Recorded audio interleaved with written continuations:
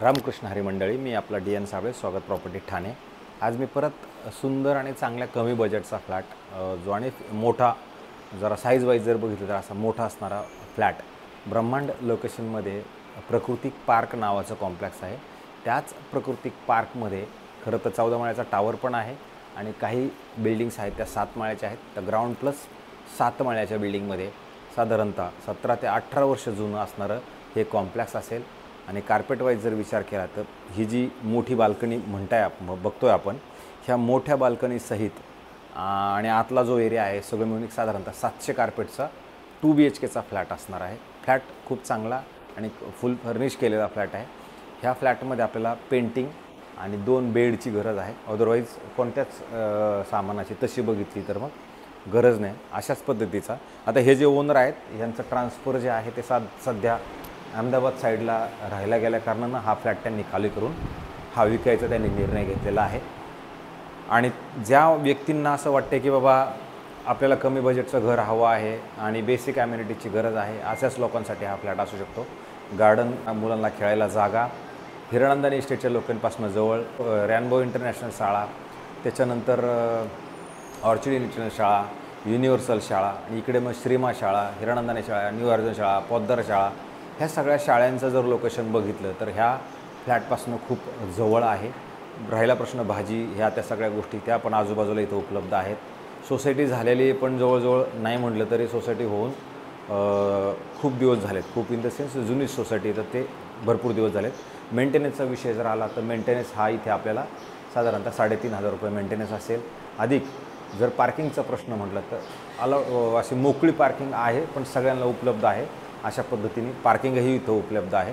आणि मग ह्याची जर आपण एंट्री बघितली तर ईस्ट वेस्ट असणारा हा फ्लॅट आहे। ज्यावेळेला आपण बाहेर जातो त्यावेळेला हा फ्लॅट जर बघितला तर पूर्व दिशेला बाहेर जाताना आहे, आतमध्ये येताना तुम्हाला पश्चिम दिशेला आहे आणि समोर एक फ्लॅट आणि परत ह्या साईडला जर गेलात तर ह्या साईडला 2 फ्लॅट, असे 2 फ्लॅट इकडे आणि 2 फ्लॅट तिकडे, एक लिफ्ट असेल, एक स्टेअरकेस असेल, एकच लिफ्ट आहे, एकच स्टेअरकेस आहे। अशाच पद्धतीचा हा खूप चांगल्या पद्धतीनं बघा तुम्ही जुने फ्लॅट असतात ते जुने फ्लॅट रेरा कार्पेटच्या अगोदरचे घर आहेत, तुम्हाला जाणवल की याच्यामध्ये जागा किती आहे। हा मोठा हॉल आहे, चांगला मोठा हॉल आणि हॉलच्या साईडला जर आपण इकडे आलो तर फक्त बाल्कनी नाही आहे पण प्रॉपर बाल्कनी ज्याला आपण म्हणतो ती तुम्ही इथे बसू शकता। बसून इथला बाल्कनीचा जो आनंद आहे तो तुम्हाला प्रॉपर घेता येईल। इथे काही लोकांनी गार्डनिंग बनवलं होतं पण आता ह्यांनी ते गार्डनिंग वगैरे सगळं खाली केलं। समोर जर बघितलं तर बघा एक कम्युनिटी हॉल आहे, अधिक ही छोटीशी गार्डन मुलांना खेळण्यासाठी आणि ओपन पार्किंगसाठी म्हटलं तर ते बघा ओपन पार्किंगसाठी पुढं ज्या गाड्या आहेत त्या ओपन पार्किंगसाठी गाड्या लागलेल्या आहेत। अशाच पद्धतीचा हा असा चांगला फ्लॅट आहे। जर हा फ्लॅट बघितला तर इकडे ह्या साईडला जर आपण आलो तर इथे बघा यांनी TV युनिट ऑलरेडी बनवलेलं आहे। असं तुमचं ह्या साईडला तुम्ही TV युनिट ठेवू शकता आणि हे असं फिक्स आहे, असं नाही की फिक्स नाही म्हणून। परत इथे आलात का इथे तुम्हाला बघा डायनिंगसाठी त्यांनी जागा व्यवस्थित दिलेली आहे, ही डायनिंगची जागा। अधिक इथे हात धुण्यासाठी त्यांनी मस्तपैकी इथे हे ठेवलेले, फ्लॅटमध्ये कुठेच लिकेज नाही आहे आणि काहीच नाही आहे। आणि ह्या साईडला आलं तर मोठं असं किचन आहे, ज्या किचनमध्ये तुम्ही बघितलं तर स्टोअरसाठी खूप जागा आहे। आपला हा हायर फ्लोर आहे, असा फर्स्ट फ्लोअरलाच हा फ्लॅट आहे।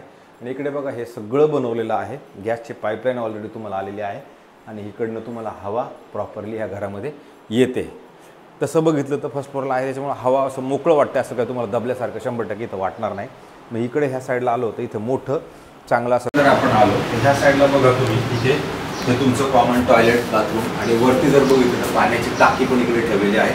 पाण्या वगैरेचा प्रॉब्लेम नाही पण पहिल्यांदा ज्या वेळेला ताबा घेतला त्यावेळेला ह्या लोकांना त्या सिस्टम अशा असायच्या, पाण्याचं प्रमाण त्यावेळेला प्रॉब्लेम होतो। आता 17-18 वर्षापूर्वीची घटना आहे, आता काय नाही तसं। आणि हे बघा मग परत इथे तुमचं बेडरूम आहे, हे कॉमन बेडरूम आहे।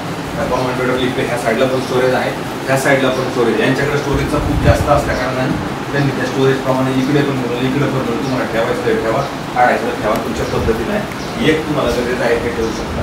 त्या साईडला तुम्हाला ट्रान्सपेरेंट हवा इकडनं तर स्टोरला जरी आहे तरी हवा प्रॉपर ह्या घरामध्ये जाणवते। आणि त्याच्यानंतर मग आपण हा शेवटचा जरी बेडरूम बघितलं, बेडरूमची साईज वाईज जर तुम्ही बघितलं तर ह्या घरांमध्ये हाच विषय आहे। याच्यात जर आलं तर तुम्हाला स्पेस वाईज जर बघितलं हे घर एनी टाईम मोठालेच वाटणार, कारण की कार्पेट वाईज जर बघितलं सुंदर कार्पेट बघितलं ह्या साईडला परत चांगली हवा आणि तुम्हाला समोर गार्डन तुमचं दिसतं एकदम असं मस्त हिरवगार दिसतं आणि पक्ष्यांच्या गावल्याचे त्याचे आवाज तुम्हाला ह्याच्यातनं 100% जाणवतात. आणि मग ह्या साईडला जर आपण आलो तर इथे बघा परत इथं आहे तुमचं वॉशरूम म्हणा, टॉयलेट म्हणा, ह्या साईडला आहे. आणि परत इकडनं जर आपण हे बघितलं तुम्हाला इथे मोठी ड्राय बाल्कनी आहे जी चांगली स्टोरेज टाईप पण आहे. आज एक तुम्हाला इथे ही सगळी एवढी मोठी जागा वापरायला मिळते. ह्या पद्धतीचा हा फ्लॅट आहे. आता प्रश्न येतो तो किमतीवरचा. तर किंमत मी कधीच जास्त सांगत नाही आहे, कधीच जास्त सांगत नाही, कारण की जास्त सांगून काय त्याचा उपयोग होणार नाही. हे जे ओनर आहे यांनी आपल्याला आता विकायच्या वेळेला त्यांनी सांगितलं बाबा विकायचं आहे. याची किंमत ह्या मालकाने ठेवलेली आहे 95 लाख रुपये. 95 लाखमध्ये हा फ्लॅट निगोशिएबल असणार आहे. फ्लॅट आवडला, फ्लॅट बघितला आणि त्याच्यानंतर असं वाटलं की आता घ्यायचं आहे, तर त्यावेळेला आपण ओनर लोकांना तुमची जी काय प्रश्न आहे ते मी पास करणार आहे. त्याच्यानंतर त्यांचा काय रिव्ह्यू येईल आणि त्याच्यातून आपला निगोशिएशन जो पार्ट आहे तिथे ठेवलेला आहे. त्यामुळे ह्या किमतीचा हा फ्लॅट आहे. ज्यांचं कमी बजेट आहे त्यांच्यासाठी हा सुंदर ऑप्शन आहे. ठाणा स्टेशनपासून जरी अंतरचा विचार आपण केला साधारणतः 8-9 किलोमीटर तुम्हाला सांगितलं त्या पद्धतीने आहे. तुमचाच थांबतो. माझे व्हिडिओ आपल्याला कसे वाटत आहेत मला, मी शॉर्टकटनी मोठं व्हायचं नाही. मला कोणाचेही 1 रुपया असं किरकिरीचा नको आहे. मला शुद्ध अंतकरणाने चांगल्या पद्धतीने जे पैसे काम करून येणं वाम लावून जे पैसे मिळतात ते माझे आहे. मला कोणाला टोकायला लावून पैसे कमवायचे नाही आणि मला ते पैसे पण मिळत असतील. त्याच्यामुळं जर तुमचा असं काही समज होत असेल किंवा मी काही चुकीचं करत असेल तर पैशासाठी मी एवढ्या खालच्या स्तरावर काम करणार नाही. तुर्तास थांबतो. रामकृष्ण.